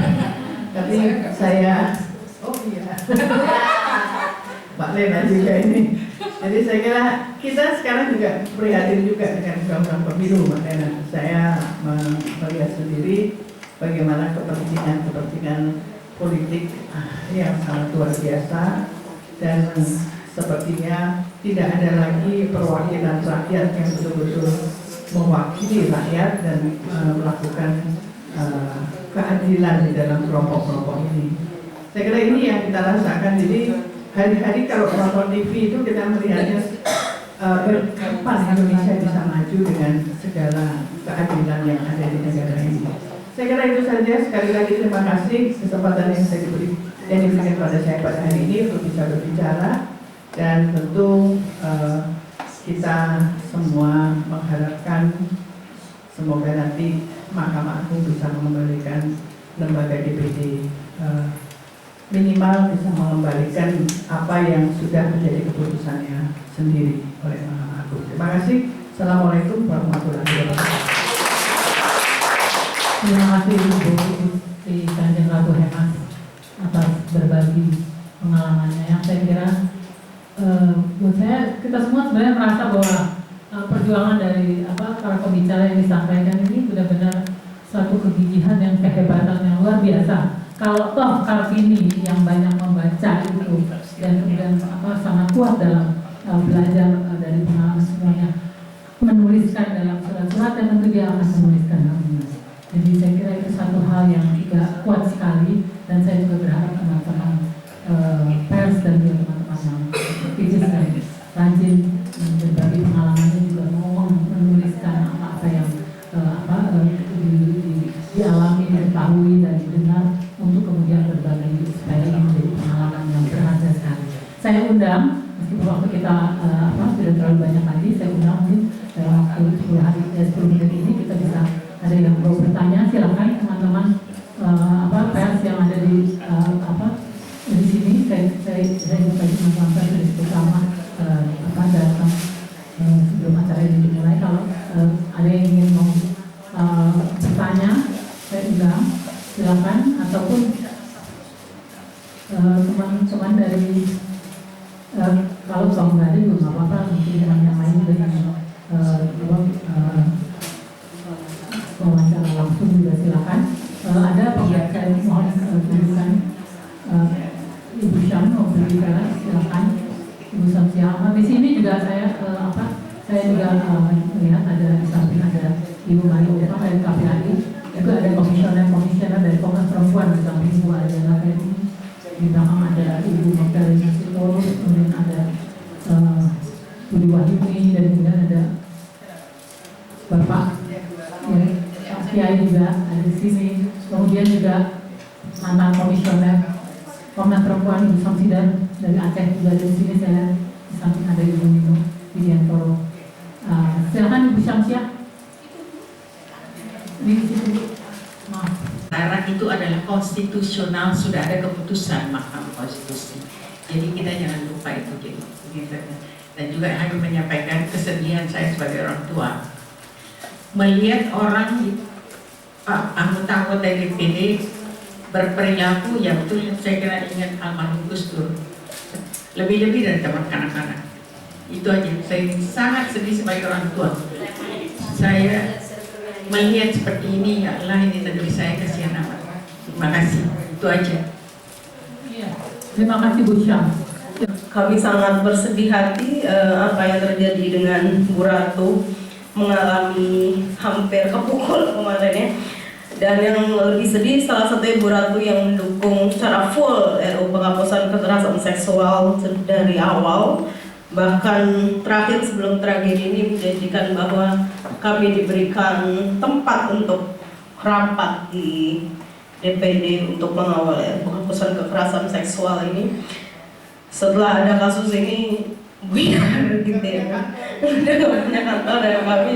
Tadi kami rapat RUKS, makanya telat ke sini. Kami bersedih hati sekali gitu karena apa yang dipertontonkan di media hari-hari gitu ya. Kita melihat juga Bu Ratu kecil sekali dukungan politik kawan-kawan baik dari partai politik, dari politisi gitu ya terhadap kepemimpinan DPD saat ini, dan mendiamkan seakan-akan proses politik yang cukup maskulin dan tidak layak ditonton di masyarakat ini. Itu pernyataan kami, semoga Ibu tetap berjuang. Kami sekecil-kecil apa yang bisa kami bantu, kami akan bantu paling bersurat. Terima kasih Ibu.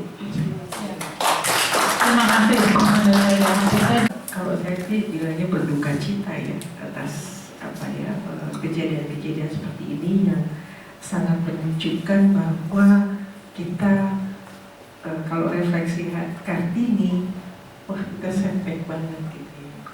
Nah, hal yang lain adalah judicial review yang harus kita kawal karena waktu itu kan saya ingat Ibu Titi Sumbu yang sangat juga berperan dengan teman-teman CSO memperjuangkan ada 2 pasal di Undang-Undang Pemilu itu.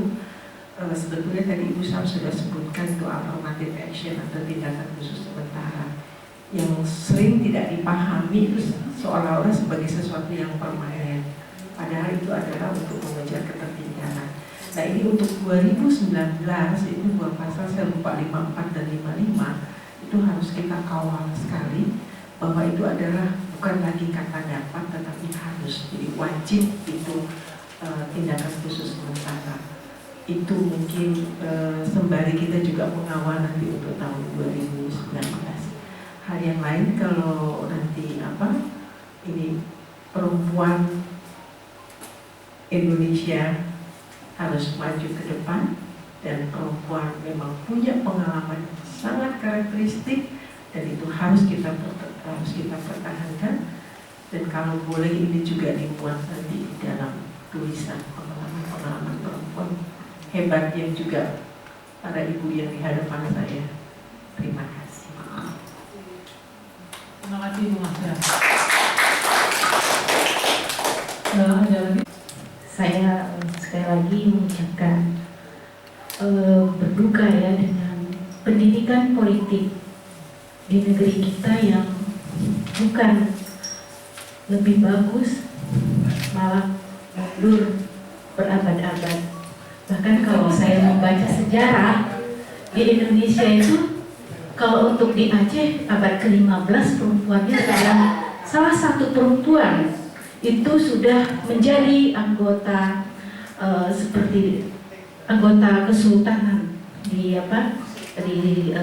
Aceh Darussalam itu. Nah, dan kalau kami itu menyayangkan sebenarnya ini sedang mempertontonkan seperti inilah politik.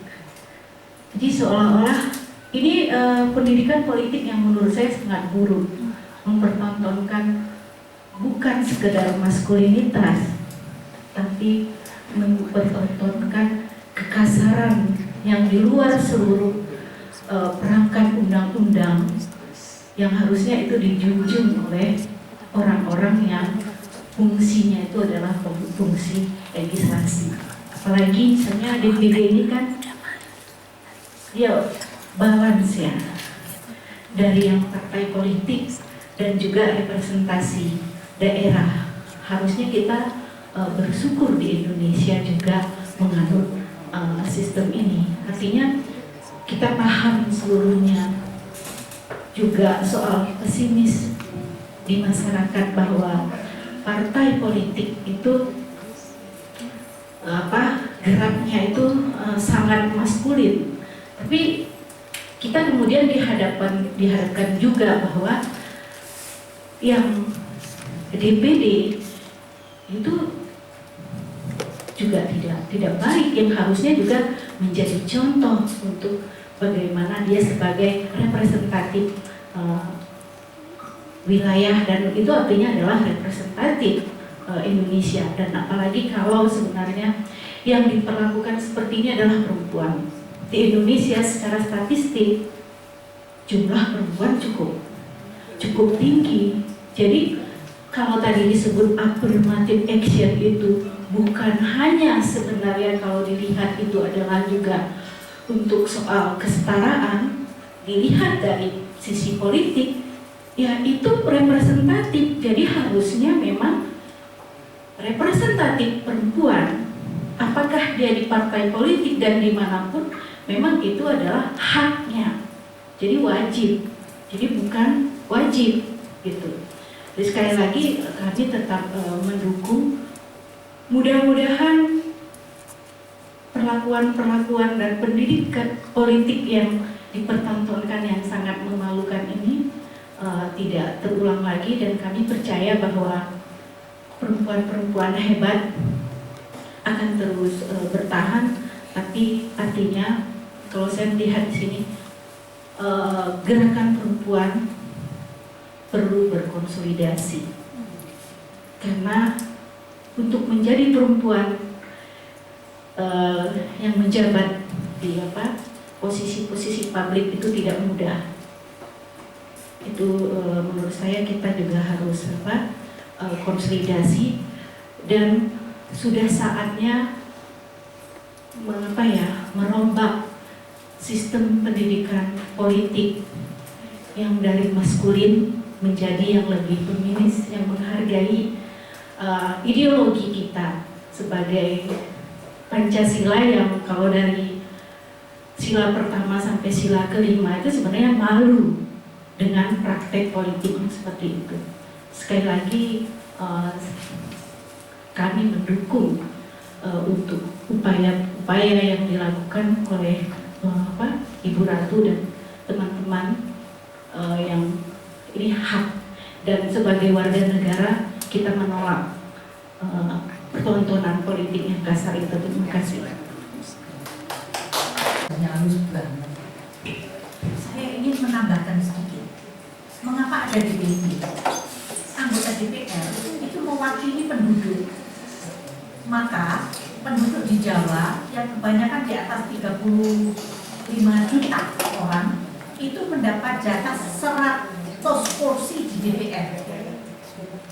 Sedangkan ada 6 provinsi yang penduduknya itu sangat tipis, hanya di bawah 2 juta, itu mendapat kursi 3. Maka ada ketimpangan yang sangat parah. Di situ pentingnya lembaga DPD ini. Maka yang masuk ke DPD bukan orang partai pada awalnya, tapi berikutnya lah yang bikin ketentuan ya orang partai kan di DPR. Dia ingin menjadikan DPD itu semacam transito bagi kader-kader partai sebelum bisa masuk ke DPR, masuk DPD dulu, begitu. Jadi ini membahayakan. Kalau kita lihat sekarang, anggota di DPD itu memang ada yang berasal dari partai politik, memang itu dibenarkan.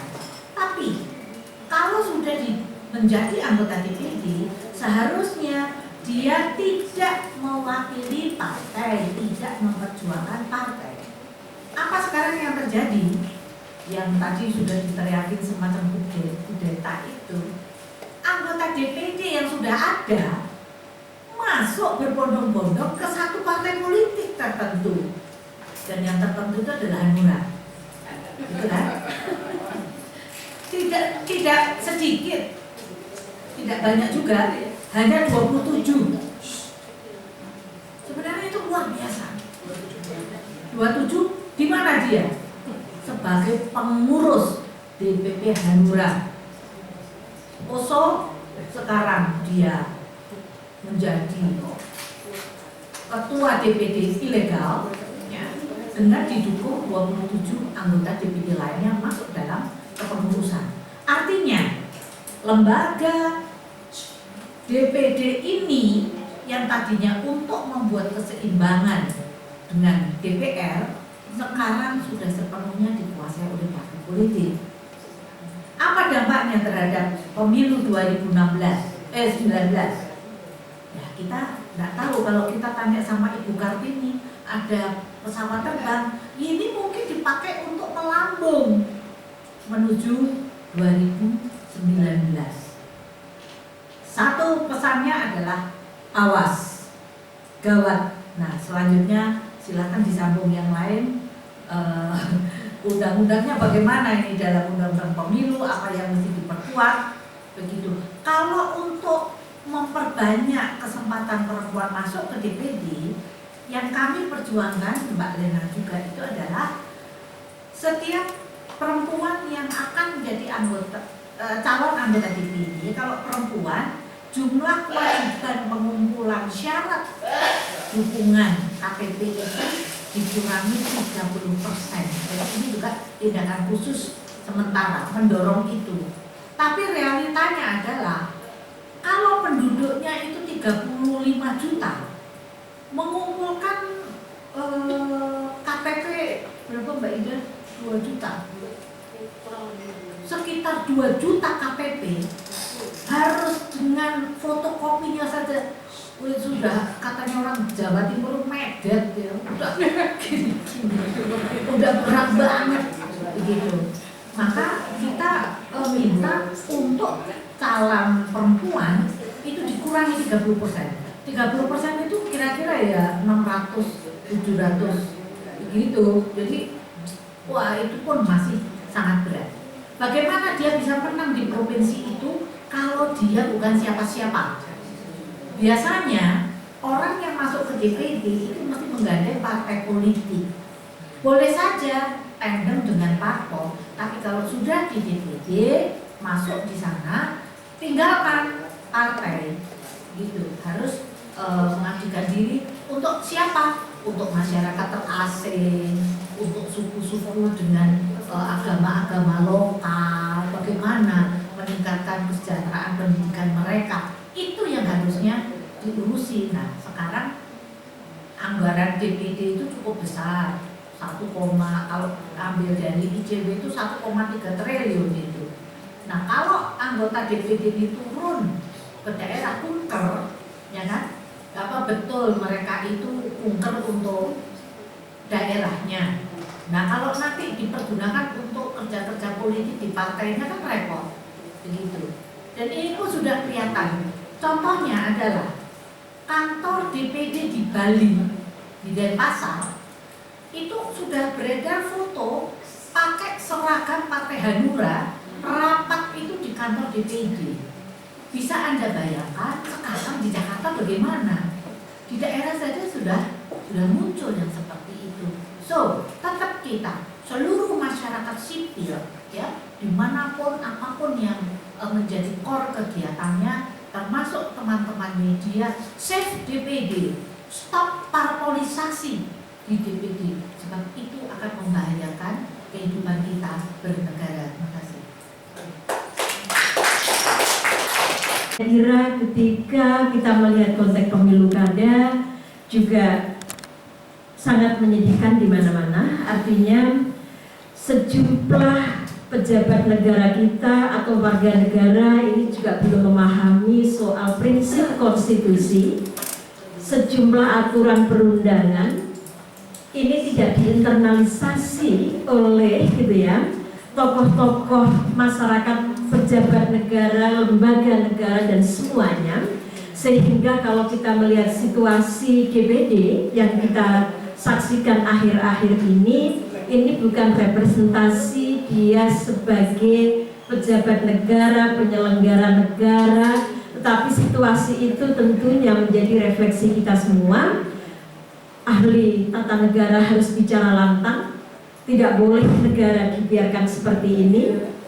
Dan juga kalau kami, misalnya saya sebagai komisioner Komnas Perempuan yang belum lama ini, Komnas juga memiliki MOU dengan DPD RI, ada kerja-kerja dengan sejumlah komite gitu ya, lintas pimpinan, pintunya Ibu Ratu gitu ya. Karena ketika kami bicara dengan ketua, wakil ketua yang lain, itu nyambungnya susah.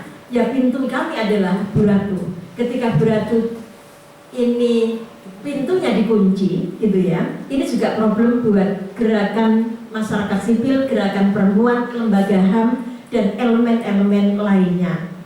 Ini persoalan besar. Saya kira nanti kita juga, meskipun dalam waktu dekat tentunya kami juga tidak mau bersurat kepada pimpinan ilegal. Kalau kami datang artinya menyetujui mereka ini sebagai pimpinan DPD, tapi pasti akan mengalami hambatan-hambatan baik terkait dengan advokasi rancangan undang-undang penghapusan kekerasan seksual yang ini di-lead oleh Komite 3 gitu ya, di mana pimpinan yang intas adalah kemarin itu Ibu Ratu Mas, tidak Ibu Damayanti. Ini masalah besar saya kira.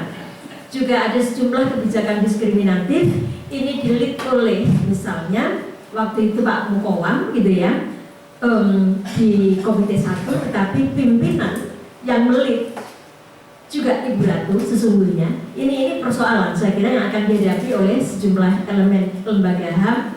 Tapi setidaknya konsolidasi di antara kita adalah bagian penting, dan saya kira pasca pemilu 2014 lalu kita juga bicara era 2015-2019 adalah era yang sangat penting, era yang sangat rumit. Rupanya memang betul kita temukan di 2017 ini ada situasi yang sangat-sangat buruk, baik dalam konteks pemilu kada, kasus DPD, dan kasus-kasus lainnya.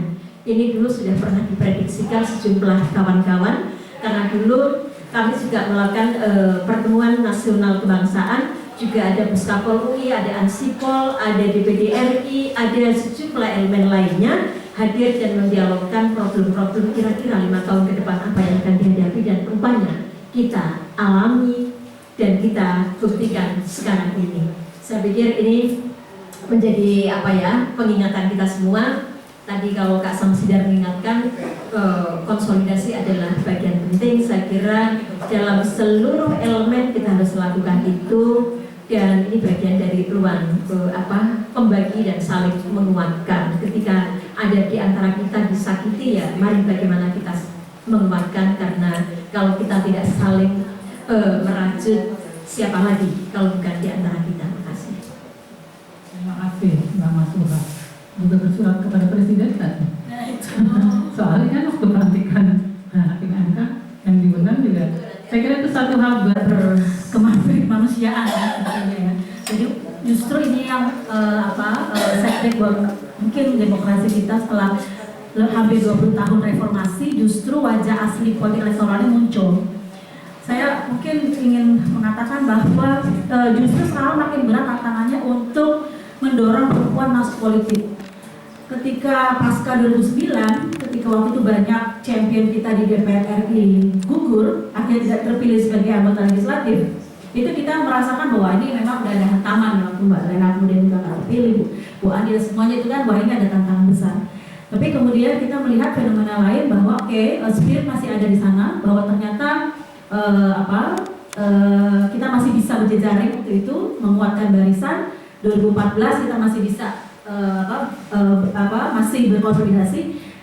Namun jujur di pasca 2014 menjelang 2019 ini kok makin banyak hal-hal yang membuat kita tuh yang istilahnya sulit untuk menyatukan visi misi, sulit untuk menyatukan hati gitu. Jadi saya nggak ngerti di mana poin perbedaan kita. Ketika kita memandang bahwa isu intoleransi, isu kekerasan verbal, non verbal, isu pembiaran terhadap kekerasan radikalisme dan semuanya itu kita berbeda. Saya juga nggak ngerti kenapa kita sampai pada di situ. Dan saya pikir tantangan yang besar buat gerakan perempuan terutama ketika dihadapkan pada pilihan-pilihan politik elektoral. Dan buat kami yang melakukan pendidikan politik, rasanya dulu kami mendorong perempuan banyak masuk politik. Sekarang saya nggak tahu apa yang bisa saya bilang kepada teman-teman di daerah untuk masuk politik itu mulia. Kayaknya tantangannya nih Bu Emas, Bu Mbak Ida dan yang lain-lain. Bagaimana kita terus bisa menyemangati? Tentu saja kita optimis, tapi kita memerlukan strategi baru. Bagaimana kita bisa menyemangati teman-teman perempuan terutama di tingkat daerah yang memang sumber daya mereka itu sangat potensial untuk bisa masuk dunia politik, mempengaruhi proses kebijakan, mempengaruhi proses politik, tetapi politiknya diwarnai oleh oligarki, diwarnai oleh persaingan kepentingan jangka pendek. Bagaimana kita menyiasatinya? Sementara di sini sudah ada perubahan di tataran masyarakat sipil, di tataran kelompok perempuan ada perubahan, tapi di tataran institusi politik elektoralnya, partai politik, parlemen itu ternyata malah tidak berubah. Gitu. Ya ini kita gerakan perempuan saya sangat mendorong kalau Komnas Perempuan bisa sekali lagi mengundang semua elemen dari gerakan perempuan untuk melakukan konsultasi nasional Mbak Ferry dan teman-teman lain. Kalau bisa bikin konsultasi nasional, kita bikinlah buka-bukaan di situ. Sebenarnya tujuan kita itu apa sih sebagai perempuan untuk mengisi dunia politik itu apa tujuan kita? Lalu di mana perbedaan kita, di mana persamaan kita? Bisa nggak kita menuju 2019 dengan lebih baik menghadirkan perempuan yang jadi caleg yang berkualitas bukan hanya karena dia punya uang, tapi juga dia punya perspektif.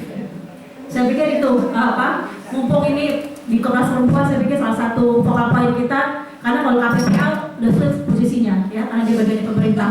Tapi kalau Komnas Perempuan saya masih sangat berharap ini sebagai focal point gerakan politik kita ke depan. Dan Bu Ratu, saya pikir kita punya Bu Ratu, punya Bu Linda Agung Gumelar ya, yang bisa kita sama-sama berdisari untuk lebih vokal lagi. Terima kasih. Tidak ada hutang sejarahnya terhadap gerakan kebijakan afirmasi. Itu kita alami betul, ya Mbak Ida ya, Mbak Ida, dan beruntung memang kita bukan menjauhkan mereka, tetapi mengajak mereka bergabung, kemudian sedikit demi sedikit kita semacam brainwashing mereka. Dan ternyata ibu bapak sekalian, yang kita anggap bahwa kebijakan afirmasi, perjuangan afirmasi kita ini sudah dipahami oleh perempuan, jangan yang laki-laki lah.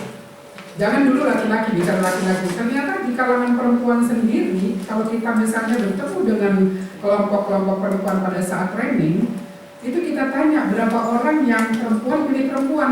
Dari 25 orang hanya 2 yang milih perempuan misalnya. Kemudian di parlemen sendiri tadi saya sampaikan bahwa mereka bersikeras bahwa keberadaan mereka di parlemen itu adalah karena kemampuan mereka sendiri. Dan Mbak Dani, ini tadi memang hasil dari politik elektoral yang transaksional, politik elektoral yang sangat transaksional. Ya saya mengalami sendiri dulu ketika detik-detik sebelum di challenge pasal 214 soal penetapan calon, itu ditawarkan oleh ketua wilayah bahwa kalau mau di nomor 1, ya kursinya 1 miliar di situ, gitu. Jadi dan ketika kemudian dilepas pasal 214 dihapus oleh MK, wah itu gila itu karena kanibalisme terjadi di situ. Lapangannya bukan lagi becek tapi banjir. Dan sebenarnya soal ini sudah kita bahas dulu.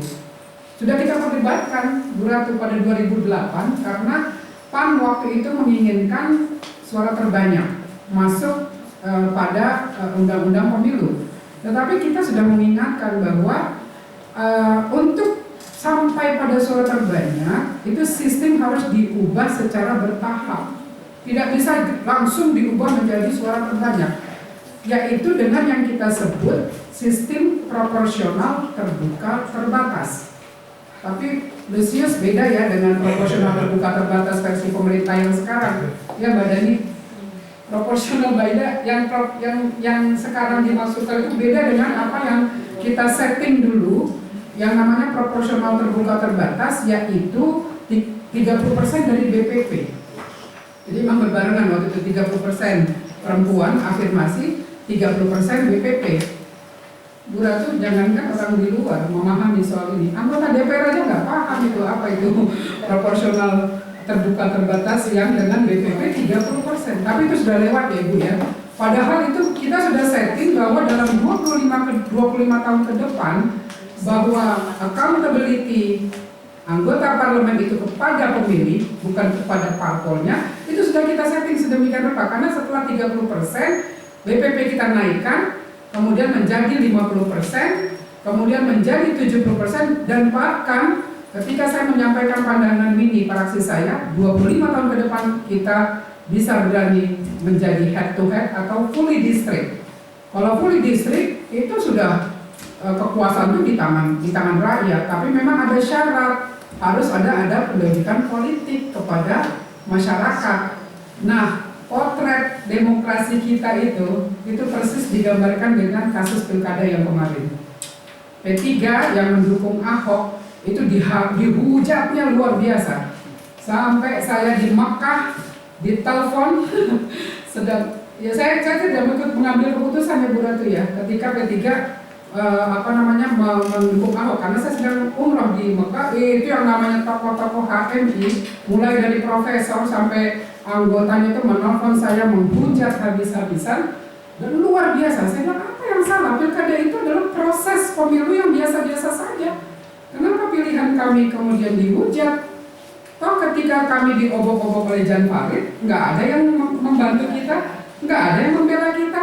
Ya saya ini hanya ingin mengembalikan, dan ini proses yang biasa. Di Irian PKS kerjasama dengan yang non Muslim, di Kalimantan kerjasama yang dengan keturunan.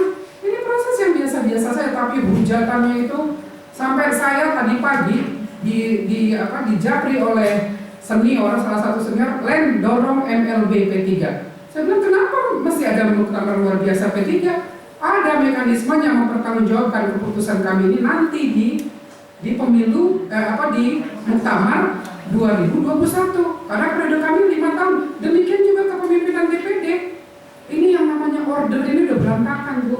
Udah nggak in order lagi, udah berantakan semuanya. Harusnya pertanggungjawaban Bu Ratu sebagai pimpinan DPD itu 5 tahun nanti setelah selesai. Presiden juga menurut saya harus 5 tahun setelah selesai. Tidak bisa di tengah jalan diturunkan. Jadi setiap saat ini kita disibukkan dengan penjahat-penjahat politik, preman-preman politik yang demi kekuasaannya itu tak peduli dia, tak peduli melanggar aturan, kemudian moral, etika politik sudah tidak ada. Tuntutan saya sebenarnya tidak boleh anggota DPD itu dari partai politik. Dan ketua umum partai politik harus melepaskan semua jabatannya di pemerintahan. Dan yang setelah menjadi anggota DPD, misalnya dulu dari orang politik, tidak boleh balik jadi ketua umum partai politik. Loh, dulu tuntutan kita 2008 ketua umum partai politik mundur semua dari jabatan, kok ini ujung-ujung malah jadi ketua umum. Jadi saya bilang, apa yang terjadi dengan Indonesia? 17 April saya bicara di World League Forum on Freedom and Democracy. Saya bilang kalian ikut bertanggung jawab ya terhadap Indonesia. Kok Indonesia sampai seperti ini, saya bilang. Jadi sekali lagi ibu bapak sekalian, yang nggak usah lah tiru-tiru sistem demokrasi di belahan dunia yang lain. Kita punya kekayaan bangsa ini yang bisa kita jadikan modal untuk membangun negara ini. Jadi sekali lagi kita yang perempuan yang memang masih waras, masih sadar, juga laki-laki yang masih waras, masih sadar, jangan putus asa. Pagi ini seseorang di DPP P3 itu menyatakan mundur dari PH dari P3. Saya bilang ya segitu aja. Gue dari 92 diobok-obok, nggak boleh masuk kantor, diinjak-injak pada rezim Orde Baru. Alhamdulillah masih tegar sampai sekarang. Kamu baru kemarin soal pilkada begini udah ngambek, keluar dari P3, keluar, bukan lagi main-main. Tapi untungnya cuma 1 orang dari 156. Jadi ibu bapak memang yang ada di hadapan kita ini membutuhkan keseriusan kita. Termasuk ketika tadi pagi, Len kok serius amat sih membahas soal P3, soal politik, biasa-biasa aja deh. Loh, nggak bisa yang namanya membahas politik, membahas negara ini harus serius. Nggak bisa biasa-biasa aja, saya bilang. Dan jadi ternyata, aduh, sudah luar biasa ini. Apa yang namanya ketidakberaturan di negeri ini. Jadi mari Ibu Bapak, kita yang masih setia, kita yang masih setia terhadap NKRI, yang masih waras, ya Bapak Ibu yang masih sadar, yang masih bangun, nggak pingsan, tetap kita berjuang untuk membela kebenaran dan keadilan. Terima kasih, dan Bu Ratu saya akan terus berkuar-kuar nanti soal ini. Kebijakan afirmasi dalam pandangan saya perlu ditata ulang strategi advokasi gerakan perempuan menyongsong pemilu tahun 2019. Strategi yang saya tawarkan adalah yang pertama, mengadvokasi partai politik sebagai pilar demokrasi agar semakin kuat kelembagaannya untuk melaksanakan tugas wewenang dan kewajibannya melakukan pendidikan politik tanpa kecuali terhadap kelompok perempuan yang memang mempunyai kebutuhan yang berbeda dengan laki-laki. Ya, dengan tadi subsidi negara kepada partai politik untuk melakukan pendidikan politik, rekrutmen, dan melakukan pendidikan kader sampai dengan mempromosikan kader-kader terbaik dengan sekali lagi menerapkan kebijakan afirmasi. Senyapkan dengan advokasi untuk memperkuat kelembagaan partai politik melalui subsidi negara kepada partai untuk lebih maksimal melaksanakan tugas dan kewajibannya adalah mengadvokasi kembali kebijakan atau regulasi pemilu tahun 2019 melalui rancangan undang-undang penyelenggaraan pemilu. Advokasi kebijakan pemilu tahun 2019 itu harus dimulai dari hulu sampai di tingkat hilirnya. Yang saya maksudkan dari aspek hulu ini adalah seperti apa persyaratan partai politik menjadi peserta pemilu dalam konteks tadi memperkuat kepemimpinan perempuan. Kalau kita lihat sampai dengan hari ini posisi perempuan di partai politik itu masih jauh dari harapan. Posisi-posisi strategis di kelembagaan partai itu masih didominasi oleh kaum patriarki. Jadi kalau perempuan tidak ditempatkan pada posisi strategis, maka akan sulit memperjuangkan kader-kader perempuan itu untuk duduk di atau ditempatkan di dapil-dapil dan nomor urut. Nah, perempuan di nomor 1 atau 3 atau 4. Yang kalau kita ikuti hasil pemilu tahun 2014, preferensi pemilih itu masih kecenderungannya mereka itu menjatuhkan pilihannya pada nomor urut kecil. Nah, sebagai bentuk implementasi kebijakan afirmasi, memang sudah seharusnya perempuan itu ditempatkan di nomor urut kecil. Kalau konsisten ya dengan tadi kebijakan afirmatif action dan mengevaluasi pemilu tahun 2014.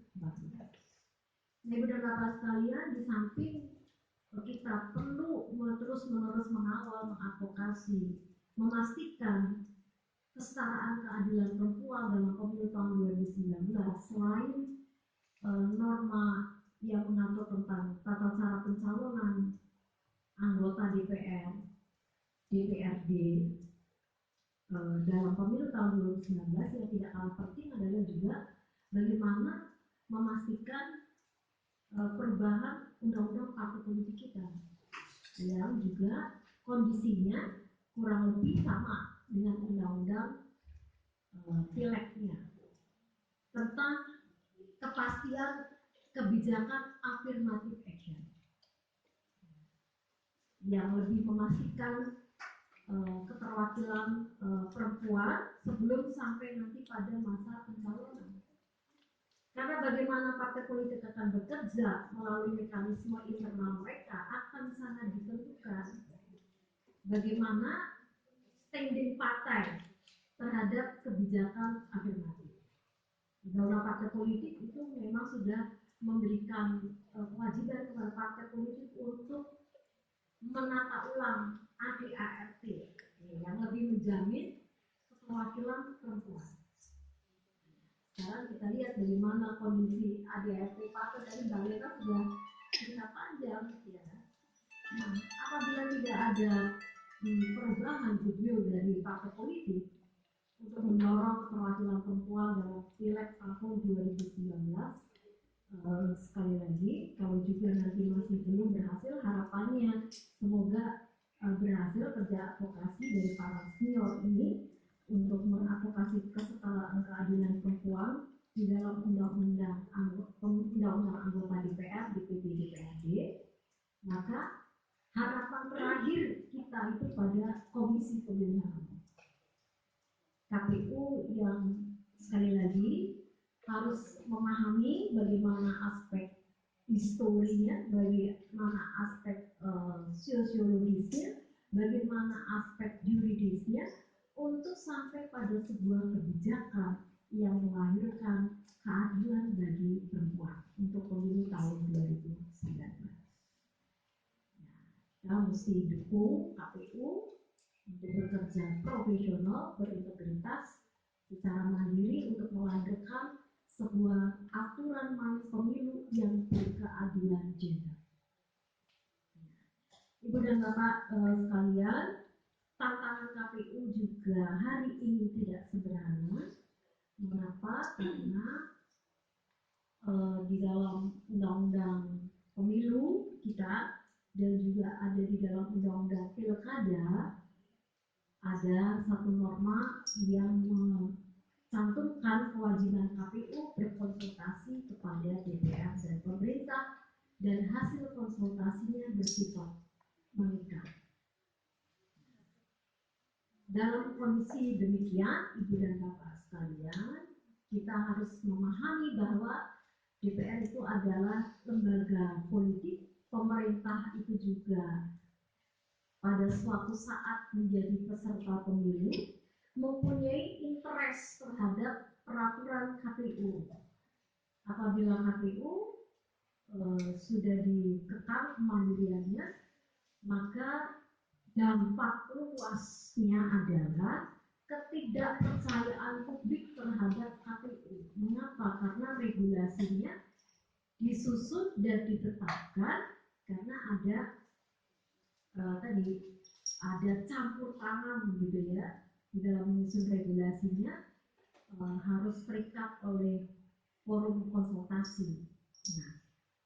Nah, kami berharap komisioner periode yang lalu itu sudah mengajukan JR kepada MK untuk terus mengawal kemandirian integritas penyelenggara pemilu. KPU di dalam menyusun regulasi berharap Mahkamah Konstitusi dalam waktu yang tidak terlalu lama begitu ya, sebelum DPR mengesahkan undang-undang itu bisa membacakan putusannya. Apapun putusannya ya harus dihormati. Tapi sekali lagi putusan MK ini juga menjadi sangat penting untuk memberikan satu sumber hukum kepada DPR yang saat ini sedang menyusun RUU penyelenggaraan pemilu yang di dalamnya mengatur tentang kelembagaan Komisi Pemilihan. Nah, Ibu dan Bapak sekalian, di samping penting dan perlu menyusun regulasi yang memberikan kepastian hukum terwujudnya kesetaraan dan keadilan perempuan, saya melihat bahwa juga penting dan perlu terus-menerus dilakukan edukasi kepada